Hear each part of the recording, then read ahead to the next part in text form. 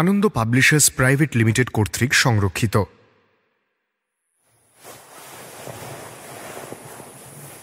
বিছানায় শুতেই একরাশ ঘুম নেমে এলো মাঝবয়সী লোকটার চোখে।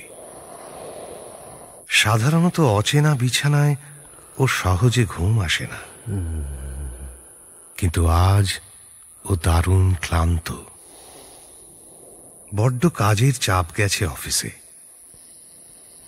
বালিশে মাথা ঠেকানোর 5 মিনিটের মধ্যেই গাঢ় ঘুমে তলিয়ে গেল লোকটা। হঠাৎ ঘুমের মধ্যেই ওর মনে হলো একটা দম বন্ধ করা পর্বত শ্রেণী যেন দ্রুতই চেপে বসছে ওর শরীরের ওপরে। নিঃশ্বাস আটকে যাচ্ছে লোকটার। ঘুম ভেঙে গেল ওর। চোখ খুলতে গিয়েও পারল না। হাত পা নাড়াতে গিয়ে বুঝল এক কালো দানব যেন অন্ধকারের চাদর মুড়ে ওর উপর চেপে বসেছে। এ কেমন দুঃস্বপ্ন যার থেকে রেহাই নেই।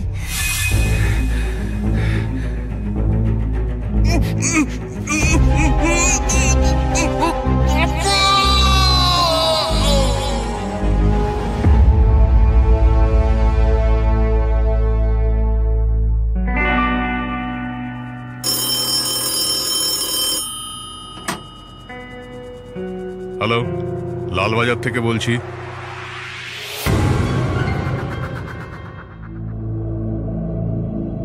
বাংলা সাহিত্যের রোমাঞ্চকর কিছু গল্প দিয়ে সাজানো আমাদের এই বিশেষ নিবেদন সানডে সাসপেন্স। আজ আপনার জন্য বিডন স্ট্রিট হত্যা রহস্য। মূল কাহিনী সুপ্রতিম সরকারের গোয়েন্দাপীঠ লালবাজারের দ্বিতীয় গল্প মুখ ঢেকে যায় বিজ্ঞাপনে। বেতার নাট্যরূপ হিন্দোল সরকার। আজকের কাহিনীটি আমরা নিয়েছি 2018 সালে আনন্দ পাবলিশার্স থেকে প্রকাশিত বই গোয়েন্দাপীঠ লালবাজার থেকে। গল্প পাঠে শেখর, গল্পের সূত্রধারী ইন্দ্রাণী। শুরু হচ্ছে বিডন স্ট্রিট হত্যা রহস্য।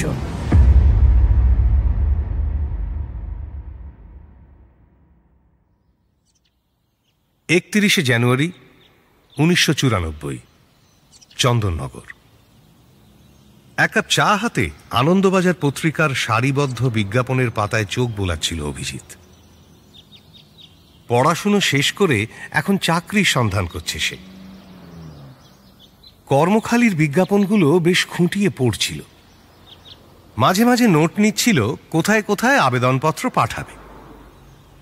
হঠাৎ ওর নজর পড়ল জমি বাড়ি বিক্রয়ের কলমে।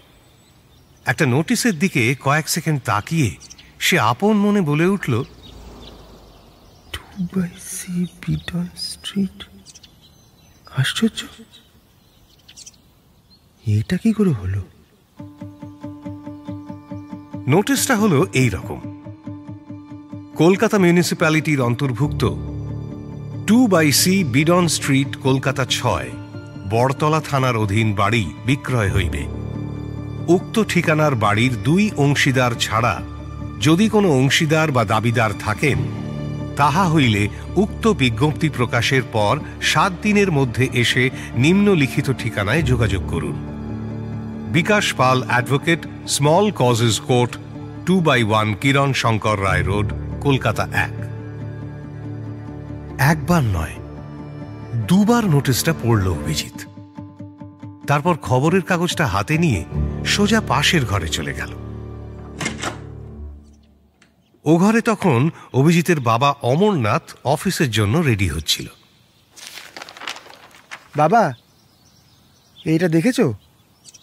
অমরনাথ টাইয়ে নট বাঁধতে বাঁধতে জিজ্ঞেস করল, কোনটা?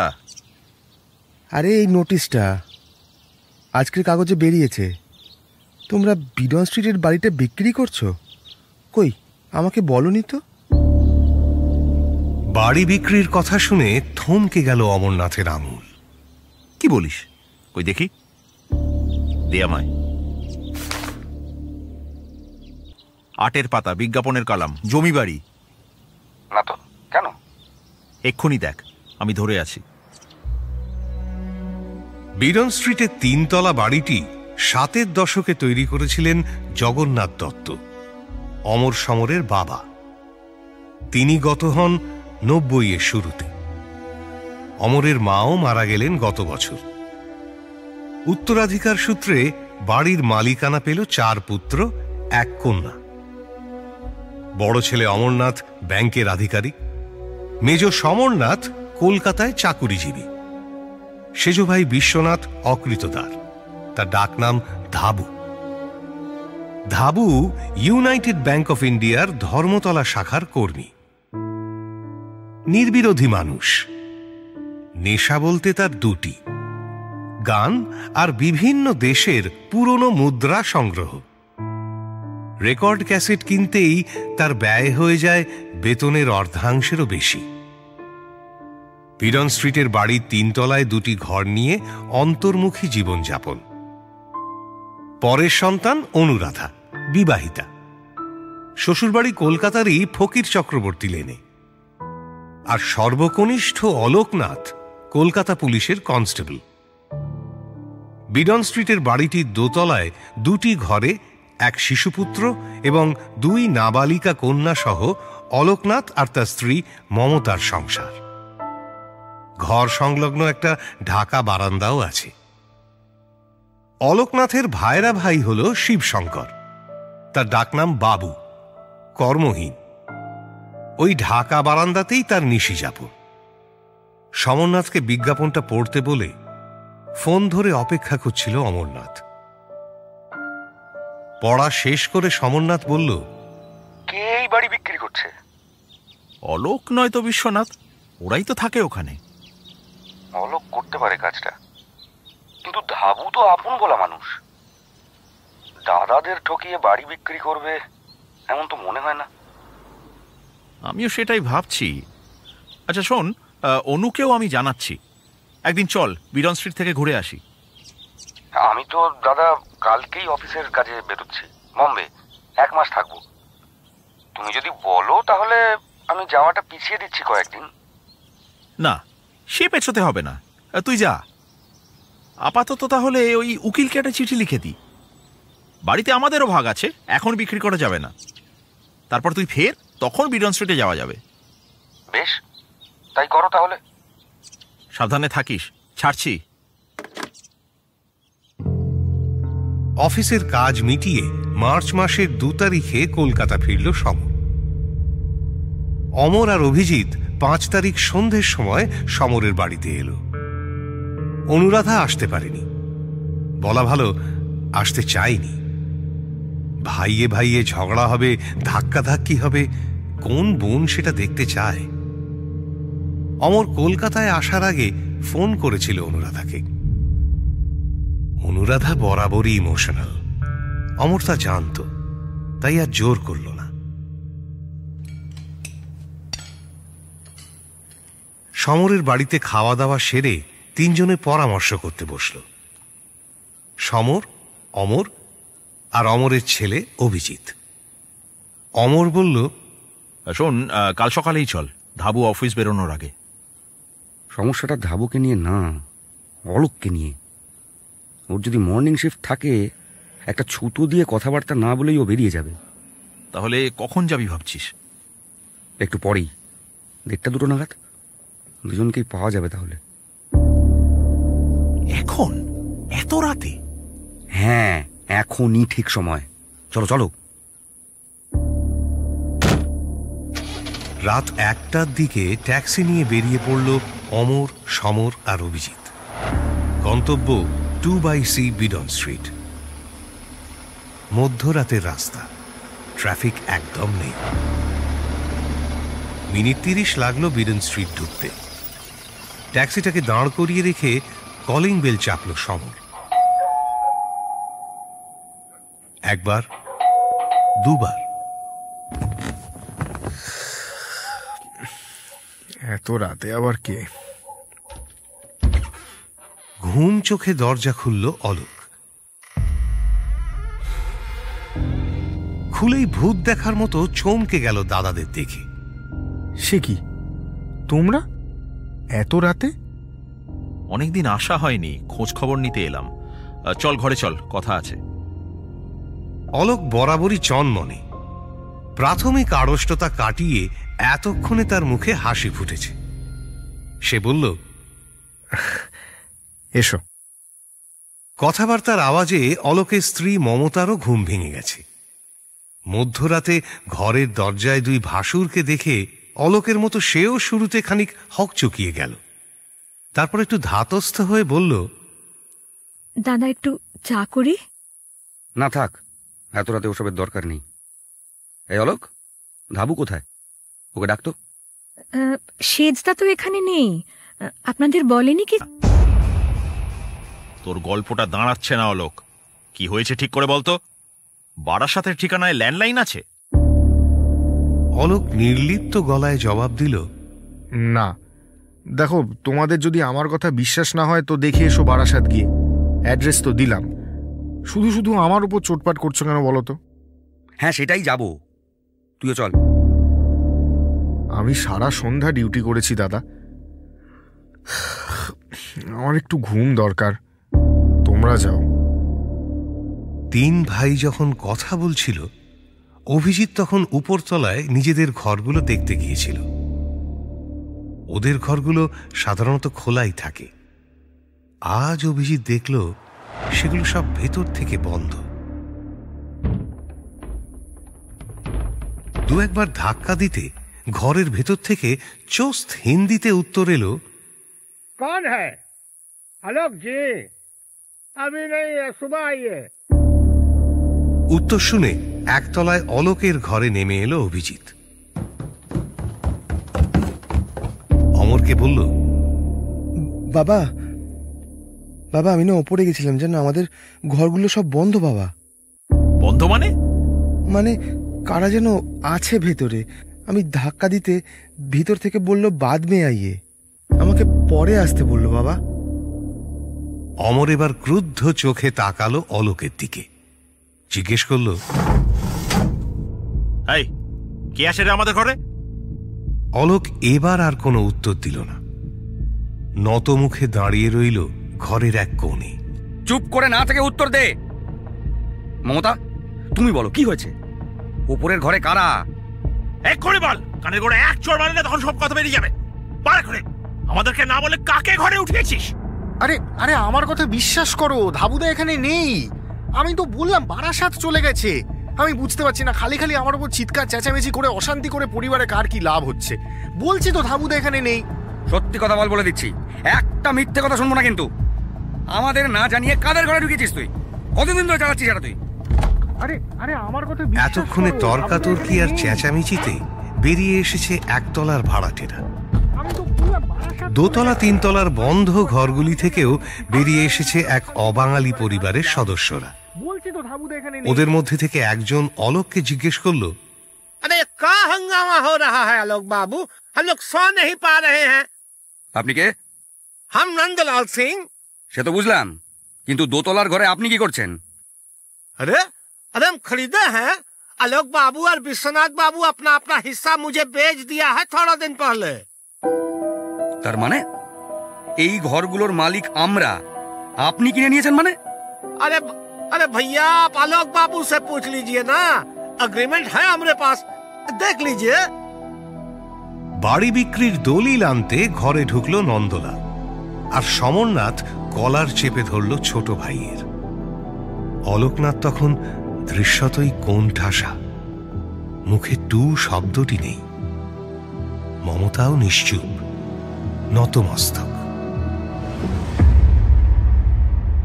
ঠিক করে বল আমাদের অলোক, আমার মাথা গরম করাস না। আমাদের না জানিয়ে আমাদের ভাগের অংশ তোরা বিক্রি করলি কেন?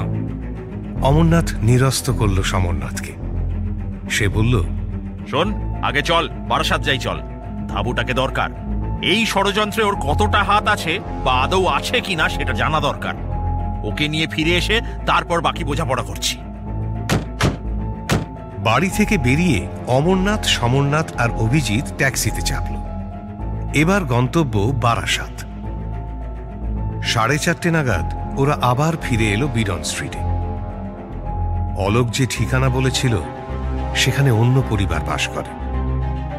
বিশ্বনাথের কোনো খোঁজ পাওয়া গেল না। ওদের আশঙ্কাই সত্যি হয়েছে, ডাহা মিথ্যে বলেছে অলোক। বিশ্বনাথ ওরফে ধাবু হয়তো অন্য কোথাও আছে। সে জানেও না বাড়ি বিক্রি হয়ে গেছে। ধৈর্যের বাঁধ ভেঙে গেল দুই দাদার। চড়থাপ্পড়ের অকৃপণ বৃষ্টিপাত হলো অলোকের ওপর। ধাবু মিথ্যে বলেছে। আমরা কি ধাবুকে চিনি না? নিচতলার ভাড়াটিয়ারা, ওপরতলার নন্দলালের পরিবারের লোকজনরাও চেপে ধরল অলোককে। বল বল বল বল বল বিশ্বনাথ, ইটিএম মেরে ফেলবো না হলে তোকে। বল। আরে আমি তো বললাম, ধাবুদা আমাকে বললো বারাসাত যাচ্ছে। আমি সত্যি জানি না। তাহলে দাদা আমাকেও ভুল বলেছে, বিশ্বাস করবে। আরে তাহলে কি আমি মিথ্যে বলছি? সে তুই বলতে পারিস, ওটা তোর স্বভাবে আছে। আরে ধাবুকে তুই মেরে দিসনি তো?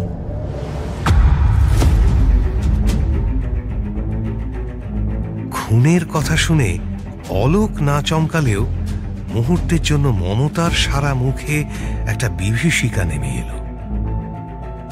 অলোক পুলিশের কনস্টেবল। খুন, গুম, হত্যা এসব রোজ তাকে শুনতে হয়। কিন্তু মমতা তো সাধারণ ঘরের মেয়ে।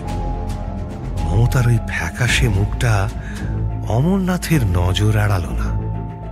এ তুমি কি বলছো দাদা? ধাবুদাকে আমি খুন করে ফেলেছি? আমি?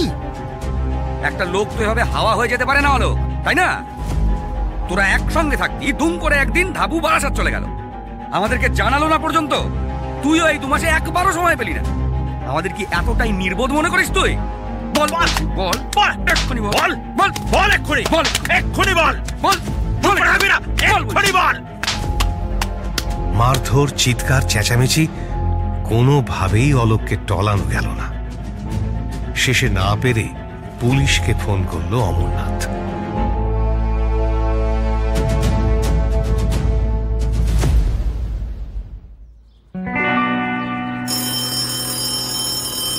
বড়তলা থানায় ফোনটা বাজলো কাক ভরে 4:45 নাগাদ।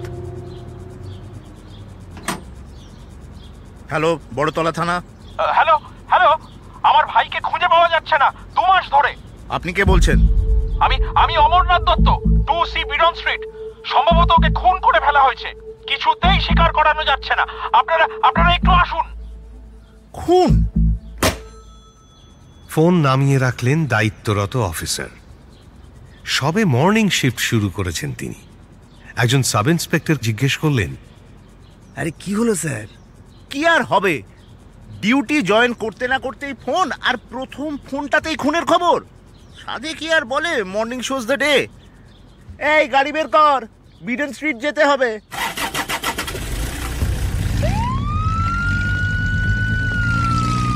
বড়তলা থানা থেকে 2/C বিডন স্ট্রিটের দূরত্ব 1 কিলোমিটারের মতো। পুলিশের জিপ যখন থামল 2/C বিডন স্ট্রিটের সামনে, অত ভোরেও অন্তত 20-30 লোক জড়ো হয়ে গেছে। চিৎকার চেঁচামেচিতে বোঝা দায় ঠিক কি ঘটেছে। পুলিশের আবির্ভাবে সমবেত কোলাহল নিমেষে আরো বেড়ে গেল। এমনিতেই জনবসতিপূর্ণ এলাকা, কৌতূহলী মানুষের ভিড় জমাট বাঁধছে দ্রুত।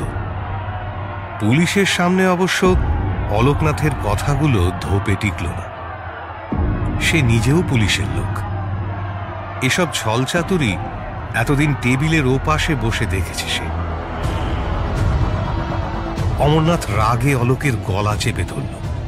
বল বল, না হলে তোকে এখনই মেরে ফেলবো। বল এক্ষুনি বল বল। অমরবাবু ছাড়ুন, অমরবাবু ছেড়ে দিন বলছি। অমরবাবু এক্ষুনি বল বল। আমি ধাবুদা খুন করেছি।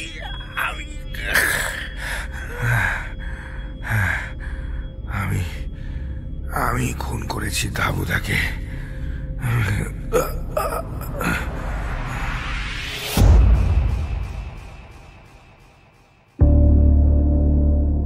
আচমকা যেন ধস নামল 2/C বিডন স্ট্রিটের 3তলা বাড়িটায়। অমরনাথের হাত পা ঠান্ডা হয়ে গেল, স্তব্ধ হয়ে গেল তার গলা। কয়েক সেকেন্ড নীরব দাঁড়িয়ে থেকে হাউ হাউ করে কেঁদে ফেলল সমরনাথ।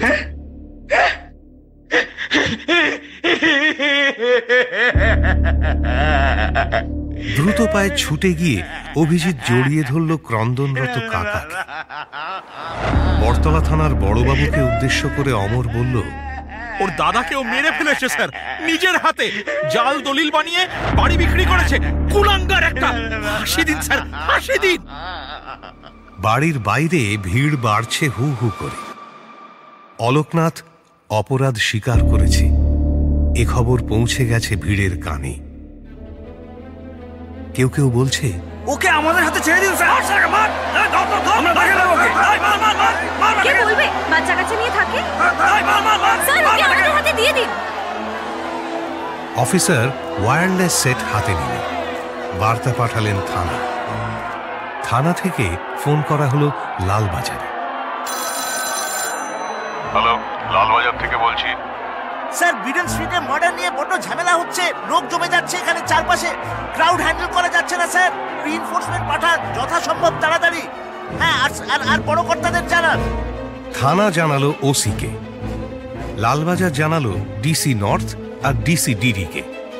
ওসি সাত তাড়াতাড়ি ছুটলেন হোমিসাইড শাখার অফিসাররা। আশপাশের থানাগুলো থেকে বাড়তি ফোর্স রওনা দিল বিডন স্ট্রিটের উদ্দেশ্যে।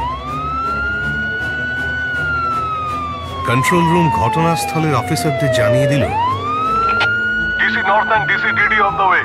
Situation report every 5 minutes please. Biswanath Dutta হত্যা মামলা, বড়তলা থানা, কেস নম্বর 62/94, তারিখ 6/3/94। ভারতীয় দণ্ডবিধির 120B/302/201 ধারায় অপরাধমূলক ষড়যন্ত্র, খুন এবং প্রমাণ লোপাট। কি হয়েছে? কি হয়েছে বলুন তো? কি ব্যাপারটা কি হয়েছে? আরে ওই ভাই নাকি আরেক ভাইকে মেরে দিয়েছে। কি ভাই এক ভাইকে মেরে দিয়েছে? আমরা এসব কিছু মানবো না। বিডন স্ট্রিটের ভিড় দেখে অফিসাররা বুঝলেন এভাবে কাজের কাজ কিছু হবে না, একান্তে জিজ্ঞাসাবাদ দরকার। উন্মত্ত জনতার ভিড় ঠেলে অলোকনাথকে কোনো মতে নিয়ে যাওয়া হলো বড়তলা থানায়।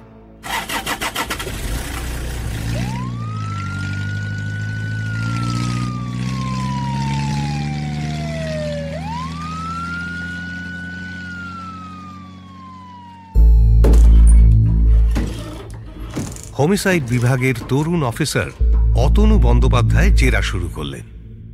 দেখুন, পুরোটা খুলে বলুন।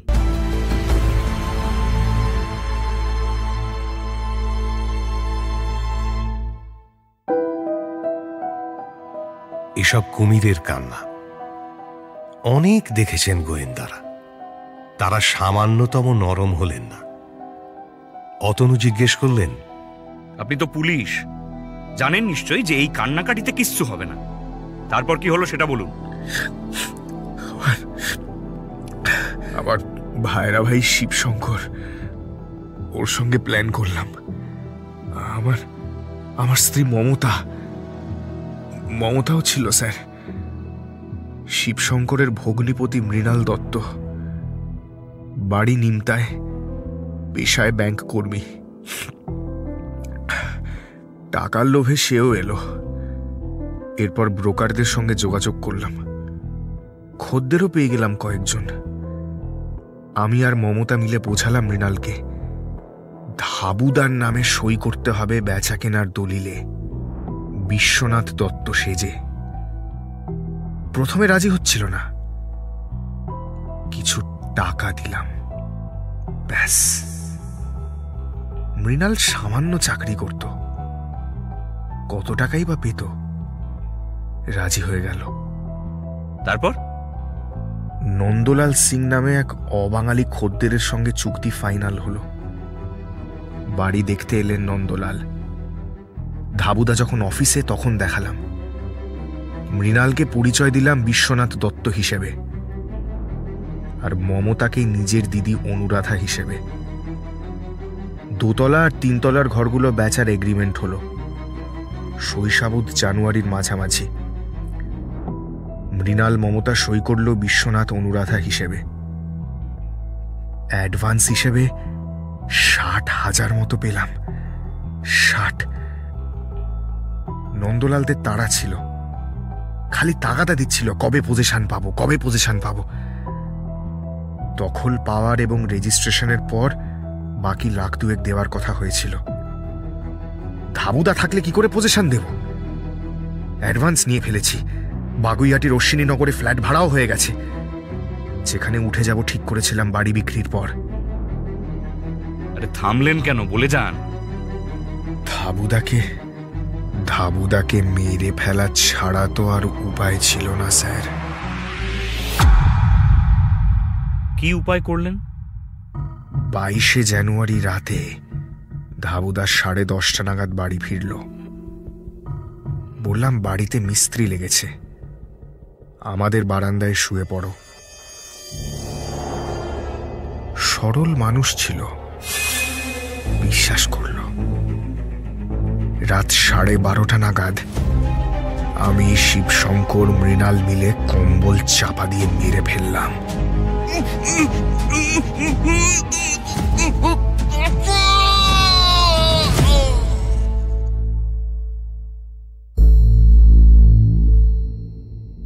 পরের দিন বিকেলেই পজিশন দিলাম নন্দলালকে।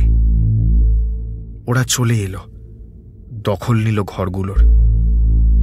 আমি বললাম আমার ঘরটা কয়েকদিন পরেই ছেড়ে দেব, জিনিসপত্র শিফট করতে একটু সময় দরকার। নন্দলাল রাজি হলো। বডি কোথায়? পুঁতে দিয়েছি স্যার, পুঁতে দিয়েছি। সেটা তো বুঝলাম, কিন্তু পুঁতেছেন কোথায়? অলোক নিরুত্তর। কলার ধরে ঝাঁকুনি দিতে অস্ফুটে কথা বেরোল।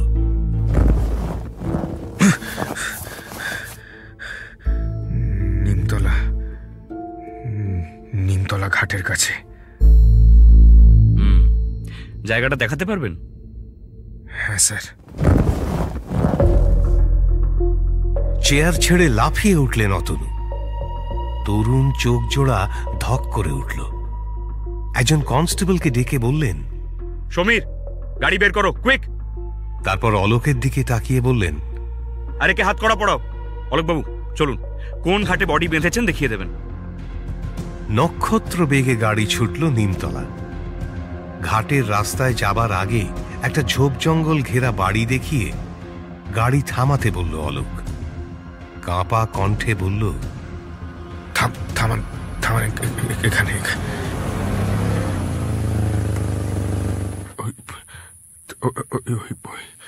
ওই বাড়ির পেছনের বাগানে।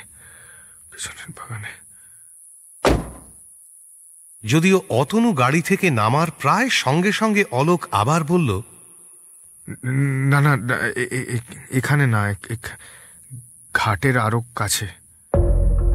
2 মিনিট। অপরাধীর এহেন অকাল স্মৃতিভ্রংশের সঙ্গে গোয়েন্দারা পরিচিত। বুঝলেন সহজে কবুল করবে না অলোকনাথ। সঙ্গে থাকা অফিসার বললেন, স্যার, একে লালবাজারে নিয়ে যাওয়া দরকার। কয়েক ঘা লাঠি পড়লে সব বেরিয়ে আসবে। হ্যাঁ, সে তো নিয়ে যাবই। আমার মনে হয় অলোকনাথ আর বিশ্বনাথের ঘরগুলো সার্চ করা প্রয়োজন। সকালে তাড়াহুড়োয় আর হট্টগোলে করা যায়নি। আগে চলো ঘরগুলো তল্লাশি করে সিজার লিস্ট তৈরি করি, তারপর সোজা লালবাজার। অনেক সময় আছে। কতক্ষণ আর চেপে রাখবে ও সত্যিটা?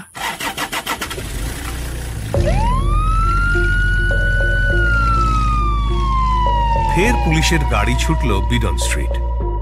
ডিটেকটিভ ডিপার্টমেন্টের অফিসাররা ততক্ষণে দখল নিয়ে ফেলেছেন বাড়িটার। শুরু হলো খানা তল্লাশি।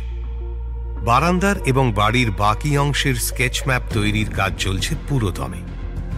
নিমতার বাসস্থানের খোঁজে টিম বেরিয়ে গিয়েছে। কাদের কাদের জেরা করা আশু প্রয়োজন তৈরি হচ্ছে তালিকা। তদারকিতে ডিসিডিডি স্বয়ং, সহায়তায় ডিসি নর্থ। তন্ন তন্ন করে প্রতিটি ঘর খুঁজে যখন প্রস্তুতি চলছে সিজার লিস্টের, ফরেন্সিক বিশেষজ্ঞরা খুঁজছেন বারান্দায় হাত বা পায়ের ছাপের নমুনা। 28 বছরের তরুণ অফিসার অতনুও ঘুরে দেখছিলেন এ ঘর ও ঘর। হঠাৎ চোখ আটকে গেল নন্দলালের ঘরের দেওয়ালে। ঠাকুরের বেদি যেমন আছে এ বাড়ির অধিকাংশ ঘরে। আপন মনে বিড়বিড় করে তিনি বলেন, এটা রং একটু অন্যরকম লাগছে না? একটু কাঁচা মনে হচ্ছে না চোখের দেখায়? মানে বাকি দেওয়ালের রঙের সঙ্গে এটার একটু তফাৎ আছে যেন। ঘরের সমস্ত অংশ সাদা, এই বেদিটা একটু ক্রিম রঙা, সামান্য লালচেও না। হ্যাঁ। হঠাৎ বিদ্যুৎ ঝলক খেলে গেল অতনুর মাথায়। ডিসি ডিডিআর ডিসি নর্থকে সম্বোধন করে বললেন, স্যার একবার এদিকে আসবেন। তড়িঘড়ি এগিয়ে এলেন ডিসি ডিডি সহ বাকিরা। হ্যাঁ অতনু বলো। স্যার বেদির রংটা দেখুন, একটু আলাদা লাগছে না বাকি ঘরের চেয়ে? আরে তাই তো, রং সামান্য আলাদা আর কাঁচাও। অলোকনাথকে নিয়ে আসা হলো বেদির সামনে। এখানে কি করেছেন? স্যার ভেঙে গেছিল স্যার, সারানো হয়েছে। তাই? দেখে তো মনে হচ্ছে কোনো ভালো মিস্ত্রির কাজ নয়। আর তাছাড়া বাড়ির চারিদিকটা ভাঙা, সেই সব কিছু ছেড়ে দিয়ে আপনি শুধু বেদিটাই সারালেন? হ্যাঁ অলোকবাবু, সত্যিটা বলুন, কি করেছেন বলুন।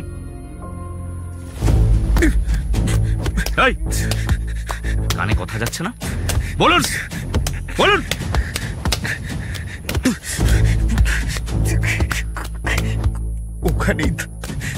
ওখানেই ধাবুদাকে পুঁতে দিয়েছিলাম স্যার, ওখানেই।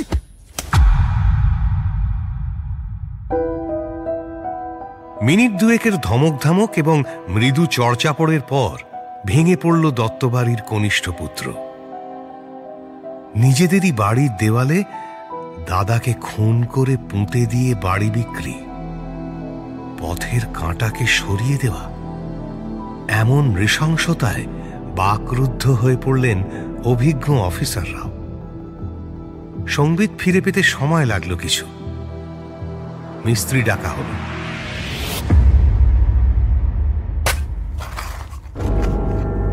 বেদিতে কোদালের প্রথম কোপ পড়ার কিছু পরেই দুর্গন্ধ দখল নিল ঘরের।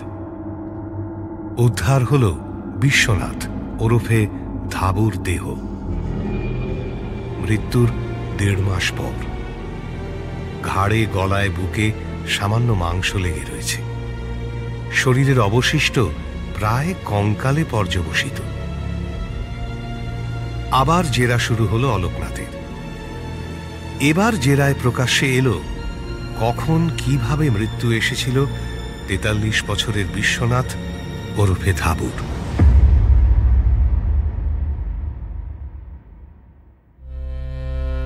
22 জানুয়ারি 1994, 2/C বিডন স্ট্রিট। রাত 10:30 নাগাদ বাড়ি ফিরল বিশ্বনাথ। অফিসের পর ক্ষুদিরাম অনুশীলন কেন্দ্রে ব্যাংকের একটি বিচিত্র অনুষ্ঠান দেখে বড্ড ক্লান্ত লাগছে আজ। সিঁড়ি দিয়ে উঠতে যাবে এমন সময় অলোকের সঙ্গে দেখা। এই দাদা, আজ তুই আমাদের ঘরের লাগোয়া বারান্দাটায় শুয়ে পড়বি? কেন রে অলোক? না, ঘরগুলোর যে অবস্থা, মিস্ত্রি লাগিয়েছি একটু চুনকামের জন্য। তাড়াহুড়োয় বলা হয়নি আগে। আজ 3 তলাটা ধরেছে, কাল পরশু 2 তলাটা করবে। বিশ্বনাথ দেখতেও পেল কয়েকটি সিমেন্টের বস্তা 2 তলা থেকে 3 তলায় ওঠার সিঁড়ির মুখে। সরল বিশ্বনাথ আর দ্বিরুক্তি করল না। খাওয়া দাওয়া সেরে 2 তলায় ভাইয়ের ঘরের লাগোয়া বারান্দায় পাতা বিছানায় শুতে এক রাশ ঘুম নেমে এলো বিশ্বনাথের চোখে। সাধারণত অচেনা বিছানায় ওর সহজে ঘুম আসে না, কিন্তু আজও দারুণ ক্লান্ত। বড্ড কাজের চাপ গেছে অফিসে। বালিশে মাথা ঠেকানোর 5 মিনিটের মধ্যেই গাঢ় ঘুমে তলিয়ে গেল বিশ্বনাথ। মৃণাল পূর্ব পরিকল্পনা মাফিক 9:30টার মধ্যেই এসে গিয়েছিল। অপেক্ষা করছিল অলোকনাথের ঘরে, যেখানে তখন শিবশঙ্করও উপস্থিত। 11টার মধ্যে ঘুমিয়ে পড়ল অলোকের পুত্রকন্যারা। ঘড়ির কাঁটা যখন 12:30 পেরোল, অলোক ঘর থেকে বেরোল বিশ্বনাথকে দেখতে। ফিরল মিনিট 5 মধ্যেই। দাদা ঘুমিয়ে পড়েছে। মমতা, কম্বলটা দাও। কাঁপা হাতে কম্বলটা এগিয়ে দিল মমতা। কাজটা না করলে হতো না? অলোক মুহূর্তের জন্য থমকে গেল মমতার কথা শুনে। সে বলল, এখন এসব কি বলছো তুমি? দাদাকে না সরালে নন্দলাল আমাদের জ্যান্ত খেয়ে ফেলবে। আমার কেমন ভয় করছে গো, জানাজানি হলে। ভয় পেও না, আমি এতদিন কি শুধু শুধু পুলিশে চাকরি করেছি? যা প্ল্যান করেছি, পুলিশ কোনোদিন ডেড বডি খুঁজেই পাবে না। আর ডেড বডি না পেলে কোনোভাবেই আমাদের গ্রেপ্তার করতে পারবে না, বুঝেছো? কিন্তু মান সম্মান, দাদারা একদিন ঠিক জানতে পারবেন ধাপুদা নিরুদ্দেশ। তখন কি হবে? আমাদেরকেই তো সন্দেহ করবে। টাকা থাকলে না মান সম্মান কিনে নেওয়া যায় মমতা। চারপাশে দেখতে পাও না, কেবল টাকার জোরে কত বড় বড় চোর ক্রিমিনাল সাধু হয়ে যাচ্ছে। আমরাও পারবো, কম্বলটা দাও। মমতা আর কিছু না বলে কম্বলটা এগিয়ে দিল স্বামীর দিকে। শিবশঙ্কর, মৃণাল আর অলোক বারান্দায় এলো, যেখানে বিশ্বনাথ তখন গভীর ঘুমে মগ্ন। শিবশঙ্কর বিশ্বনাথের 2 পা চেপে ধরল, মৃণাল তার হাত দুটো। অলোক কম্বল চাপা দিল দাদার মুখে। সর্বশক্তি প্রয়োগ করে চেপে ধরে থাকলো প্রায় মিনিট 7। ঘুমের মধ্যেই ধাবুর মনে হলো একটা দম বন্ধ করা পর্বত শ্রেণী যেন দ্রুতই চেপে বসছে ওর শরীরের উপরে। নিঃশ্বাস আটকে যাচ্ছে। ঘুম ভেঙে গেল। চোখ খুলতে গিয়েও পারল না। হাত পা নাড়াতে গিয়ে বুঝলো একটা কালো দানব যেন অন্ধকারের চাদর মুড়ে ওর উপর চেপে বসেছে। এ কেমন দুঃস্বপ্ন, যার থেকে রেহাই নেই।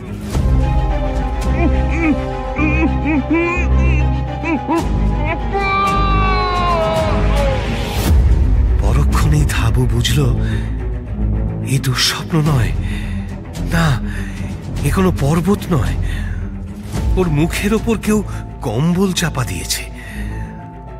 হাত পাগুলো ধরে রেখেছে আরো 4টে হাত। চিৎকার করতে গিয়েও পারল না বিশ্বনাথ। কয়েকবার মাথা ঝাঁকিয়ে দেহের সমস্ত শক্তি দিয়ে হাত পা বাঁধন মুক্ত করতে চাইল সে। তারপর ধীরে ধীরে নিস্তেজ হয়ে পড়ল। মৃত্যু নেমে এলো বিশ্বনাথের চেতনায়। হিম নিস্তব্ধ কুটিল মৃত্যু। হাত পায়ের নিষ্ফল ছটফটানি থেমে এলো বিশ্বনাথের। কম্বলটা মুখ থেকে তুলে নাকের কাছে হাত নিয়ে গিয়ে পরীক্ষা করল অলোকনাথ। চোখের পাতা টেনে দেখল, তারপর হাঁপাতে হাঁপাতে বলল, না, নিঃশ্বাস পড়ছে না আর, কাজ হয়ে গেছে। চলো বডিটাকে তোলা যাক। মৃণাল, মমতাকে ডেকে আন, যা।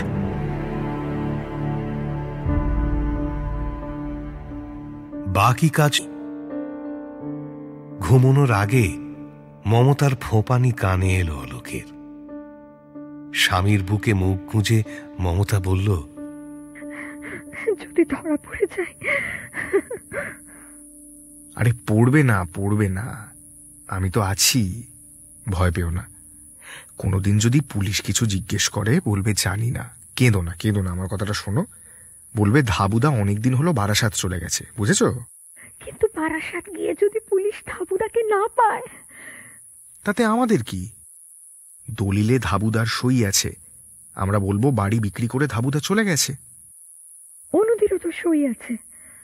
ধরা পড়ে যাব তো। পড়বো না মমতা, ব্যাপারটা অতদূর যাবেই না। কিচ্ছু হবে না, তুমি ঘুমো, এসো।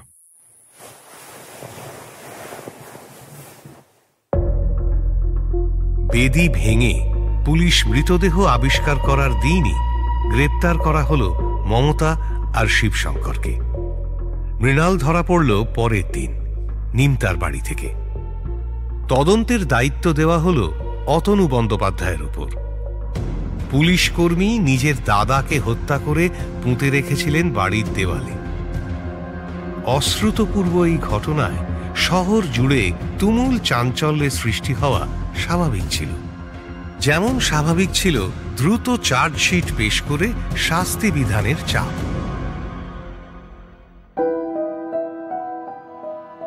অলোকনাথ যে প্রকৃতির মানুষ, পুলিশকে দেওয়া বয়ান সম্পূর্ণ অস্বীকার করবে আদালতে অনায়াসে অনুমান করা যায়। তাই পারিপার্শ্বিক প্রমাণের ভিত্তিতেই দোষী সাব্যস্ত করতে হবে অভিযুক্তদের, সেটা স্পষ্ট ছিল গোড়াতেই। দৌড় শুরু করলেন অতনু। প্রমাণ একত্রিত করার জরুরি কাজটি সম্পন্ন করলেন নিখাদ নিষ্ঠায়। গ্রেপ্তার হওয়ার পরের দিনই মমতাকে জেরা করল পুলিশ। মমতা অলোকের মতো অত সাহসী নয়। সে স্বামীকে সঙ্গ দিয়েছিল এ কথা সত্যি, কিন্তু পুলিশকে দেওয়া অলোকের স্বীকারোক্তি শুনে ওর সমস্ত প্রতিরোধ ভেঙে গেছে। অলোক পুলিশকে জানিয়েছে তার অন্য নারী সঙ্গ আছে। রেসের মাঠ, মদ, এতদূর পর্যন্ত মমতা মেনে নিয়েছিল নির্বিবাদে, কিন্তু অন্য মেয়ে। কথাগুলো কানে যাওয়ার পর থেকে ঘৃণার আগুন জ্বলছে মমতার সারা শরীরে। মমতার দিকে এক গ্লাস জল এগিয়ে দিয়ে অতনু জিজ্ঞেস করলেন, এরিন জল খান। আচ্ছা, খুনের আইডিয়াটা কার ছিল? মমতা নির্বিকার ভঙ্গিতে বলল, আমার স্বামীর। আপনার সায় ছিল? আমি সংসার চালাতে হিমশিম খাচ্ছিলাম। মাসের শুরুতে যে টাকা আমার স্বামী আমাকে দিত তাতে 15 দিনও চলতো না। তখন তো আর জানতাম না অন্য মেয়ে ছেলের পেছনেও টাকা ওড়ায়।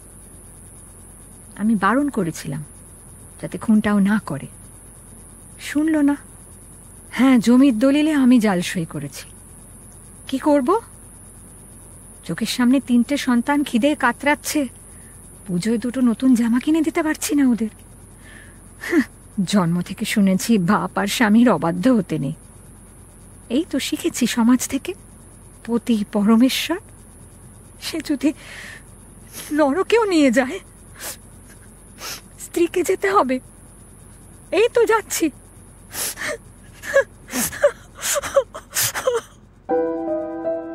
কথা বলতে বলতে কান্নায় ভেঙে পড়ল মমতা। অতনু জিজ্ঞেস করলেন, আচ্ছা, বিশ্বনাথ দত্তের জিনিসপত্র কোথায়? বাগুইহাটিতে একটা ফ্ল্যাট ভাড়া নিয়েছি আমরা, সেখানেই রয়েছে সব। ওখানে যান, পেয়ে যাবেন। আচ্ছা, বডি চাপা দেওয়ার সিমেন্ট বালি কোথা থেকে কিনেছিল অলোক? কেশবচন্দ্র স্ট্রিটে ওর এক চেনা দোকান আছে, সৌমিত্র নায়ক, ওর দোকান থেকে। বলল, যে পাপ করেছি তার ক্ষমা নেই। অভিনয় করছি না স্যার, সত্যি বলছি। আপনি কি তাহলে আদালতে বিচারপতির কাছে জবানবন্দি দিতে চান? মানে জুডিশিয়াল কনফেশন? হ্যাঁ স্যার, চাই স্যার। তারপর অতনুকে সমস্ত ঘটনা খুলে বলল মৃণাল পুঙ্খানুপুঙ্খভাবে। মৃণালকে জেরা করে লাঞ্চ করতে গেলেন অতনু। যেতে যেতে হঠাৎ তার মনে পড়ল অমরনাথ তার বয়ানে একটা বিজ্ঞাপনের কথা বলেছিল, জমি বিক্রির। ওই উকিলের সঙ্গেও কথা বলা দরকার। অলোক তো ওকেও মিথ্যে বলেছে।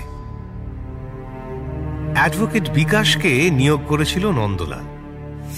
লাঞ্চ শেষ করে নন্দলালকে ফোন করলেন অতনু। ওর থেকে অ্যাডভোকেট বিকাশ পালের চেম্বারের টেলিফোন নাম্বার নিলেন। তারপর ফোন করলেন বিকাশকে। প্রাথমিক আলাপ সেরে বিকাশ একে একে সবার জেরা শেষ করলেন অতনু। অন্যদিকে ময়নাতদন্তের জন্য কঙ্কাল পাঠানো হলো মেডিকেল কলেজে। ময়নাতদন্ত করলেন অধ্যাপক ডক্টর অপূর্ব কুমার নন্দী, কলকাতা মেডিকেল কলেজের ফরেন্সিক অ্যান্ড স্টেট মেডিসিন বিভাগের তৎকালীন প্রধান। দীর্ঘ কর্মজীবনে কয়েক হাজার মৃতদেহের ময়নাতদন্ত করার অভিজ্ঞতা সম্পন্ন ডক্টর নন্দী রিপোর্টে লিখলেন, Death, in my opinion, was caused by compression of neck. For example, throttling antemortem and homicidal in চেম্বারে ডেকে বললেন, আপনার সমস্যার সমাধান আমি করে দিতে পারি। কি সমস্যা বলুন তো? যে সমস্যায় আপনি এখন ভুগছেন, কঙ্কালের গায়ে মাংস লাগানোর সমস্যা।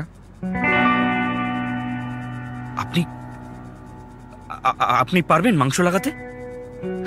না, মাংস লাগাতে পারবো না, তবে একটা উপায় বলে দিতে পারি। 30 বছর আগে 1960 সালে পঞ্চম শুক্লা হত্যা মামলায় কলকাতা পুলিশ কঙ্কালের গায়ে মাংস লাগিয়েছিল। Oh right, photographic superimposition. Yes sir. আমার একবারের জন্য বিষয়টা মাথায় আসেনি। Thanks doctor, thanks a lot. বন কারাবাস। জেলে যাওয়ার আগে শেষবারের মতো দেখা হলো মমতা আর অলোকের। দুজনের হাতেই হাত করা। বিকেল নেমেছে শহরে। মমতাকে দেখে কান্নায় ভেঙে পড়ল অলোক। মমতার চোখ যদিও শুকনো, মরুভূমি। অলোক বলল, সব শেষ হয়ে গেল মমতা,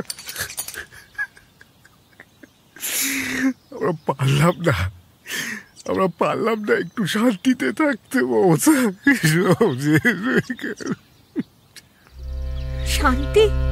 তুমি আমাকে শেষ করে দিয়েছো। অন্য মেয়ের পেছনে টাকা না উড়ালে হয়তো আমরা এমনি শান্তিতে থাকতাম, ধাবুদাও বেঁচে থাকতো। আমায় তুমি ক্ষমা করে দিও মমতা, ক্ষমা করে। অসম্ভব। তোমাকে আমি কোনোদিন ক্ষমা করতে পারবো না। তুমি শুধু খুন করনি, আমাকেও ঠকিয়েছো। তোমার ফাঁসি হোক। কথা শেষ করে আর দাঁড়ালো না মমতা। একাকী নিঃসঙ্গ অলোক মাথা নিচু করে জেলখানায় ঢুকল।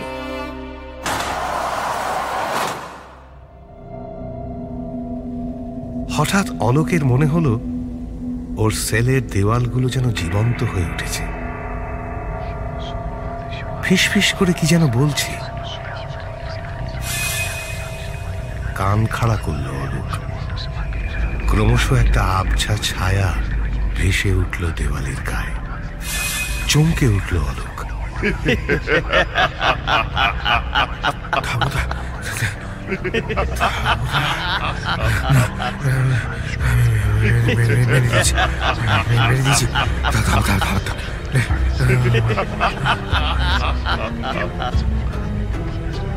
উন্মাদ হাসি হেসে উঠল ছায়া। কাঁদতে কাঁদতে ছায়া বলল, খুন কেন করতে গেলি অলোক? আমায় বলতে পারতি, আমার তো টাকা পয়সা ছিল, আমি দিয়ে দিতাম তোকে। কেন মারলি আমায় বল?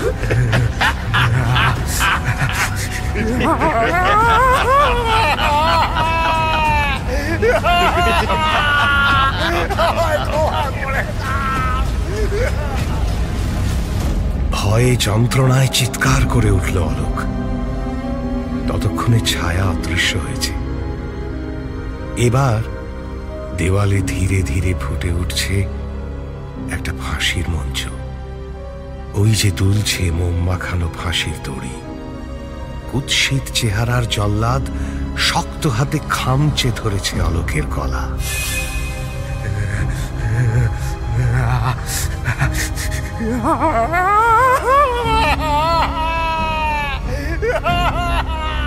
কেঁপে উঠল অলোকের সারা শরীর। চিৎকার করে কাঁদতে কাঁদতে অজ্ঞান হয়ে পড়ে গেল খুনি অলোকনাথ।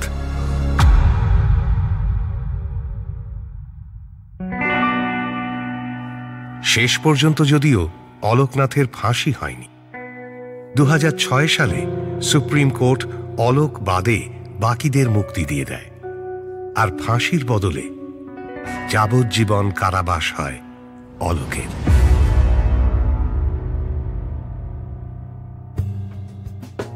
সানডে সাসপেন্সে শুনছিলেন বিডন স্ট্রিট হত্যা রহস্য। রচনা সুপ্রতিম সরকার, বেতার